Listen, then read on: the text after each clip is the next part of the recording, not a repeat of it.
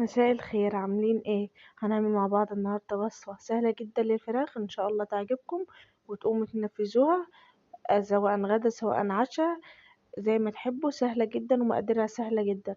معايا بطاطس ومعايا بصل ومعايا قرنين شطة خضرا بارد او حامي، ومعايا طماطمتين متقطعين مكعبات، ومعايا الفرخة بتاعتي مغسولة كويس ومنقوعة في ملح وخل، ومعايا البهارات بتاعتي ملح وفلفل وكمون 7 بهارات، وبهارات لحمة، اسفة بهارات فراخ، وشوية بصل بودرة وتوم بودرة، زي ما تحبي. او لو ما عندكيش حتى ان شاء الله حتى ملح وفلفل حطيهم، الوصفة مش هتقولك لا. حطيت البصل وحطيت عليه الشطة الخضراء ونص ليمونة عصرها، والبهارات بتاعتي ملح وفلفل وكمون، وبصل بودر وتوم بودر وبهارات فراخ و7 بهارات.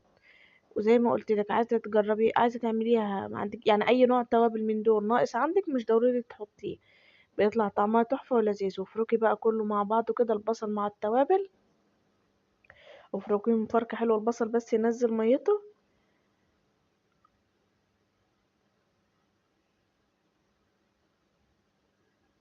الوصفه دي سهله جدا ولذيذه جدا وما فيهاش اي افتكاسه يعني. بص على قديمه، هنا لقيت البوله بتاعتي صغيره فقررت ان اغيرها واكبرها شويه يعني. هنا معايا الطماطم نزلت بيها برضو على البصل،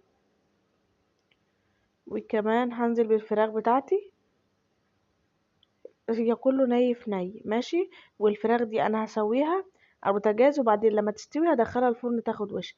عايزه من الاول تدخليها الفرن، دخليها الفرن انت وراحتك، ما يهمكش اي حاجه، براحتك الطريقه اللي تعجبك وتسويها بيها. فاهمه قصدي؟ هنا بصوا لونها تحفه والله العظيم طعمها كان وهم. انا اصلا هعتمد الطريقه دي وهعملها بيها دايما.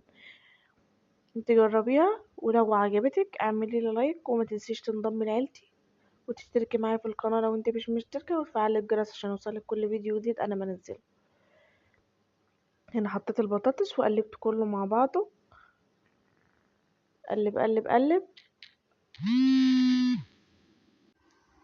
تمام، كله ني في ني. وهحطهم بص تحت الجلد كله اتبخر واتبل معايا. ويستحسن تقعديها حبة حلوين، انا قعدتها حوالي ربع ساعة، مكانش عندي وقت. انت احسن تقعديها يعني فترة عشان تشرب من التتبيلة اكتر ويكون طعمها احلى يعني. والله وعلى ما عملتها كده كانت لذيذة جدا. هطلع بقى الفراخ على في طبق لوحدهم، وبعد كده احط الخلطة دي في الصينية من تحت وعليها ايه الفراخ، واحط الفراخ على الجلد فوق عشان ما تنشفش مني، يفضل ينزل عليها سوائل كده وما تنشفش مني. والله يا بنات رهيبة رهيبة رهيبة. اهو، اللهم صل وسلم وبارك على سيدنا محمد. بس كده هفضيها بقى في الطبق في الصينية زي ما قلت لكم. ممكن على فكرة تضيفي دبس رمان، هيخلي الطعم وهم وهم وهم. دبس رمان بيحلي اي حاجة. اهو، حطيت عليها بقى الفراخ زي ما قلت لكم، الجلد فوق واللحم تحت على البطاطس عشان الايه، عشان ما تنشفش مني. بس منظرها كان مشهي مشهي مشهي.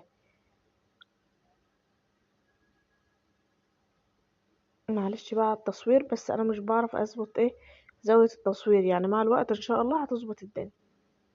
بس بقت تتبيلة يعني كده.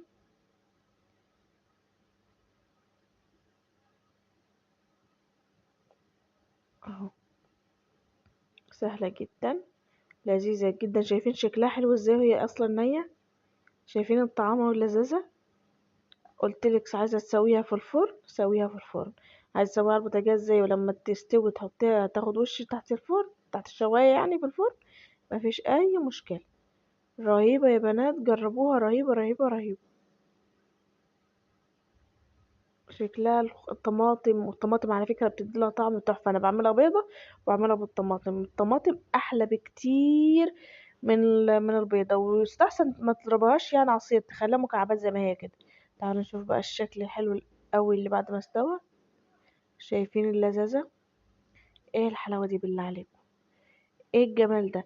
كمان انا ما اديتلهاش لون غامق لان انا ما بحبش الفراخ ناشفة، فاهمين قصدي؟ اكيد انتوا فاهمين. مش زي البط، يعني البط بيستحسن يكون ناشف، انا مبحبش اصلا لا بط ولا فراخ ناشفين.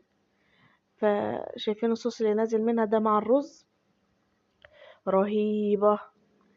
وده الرز، عملت رز بشعرية جنب منها، بجد شوفوا مفلفل ازاي ولذيذ، طعمه كان تحفة جدا، مفيهوش اي حاجة. الحباية بصوا ملوش حل، مفيش حباية لازقة في التانية، سهل جدا برضو، والطعم بيكون تحفة من غير اي افتكاسة.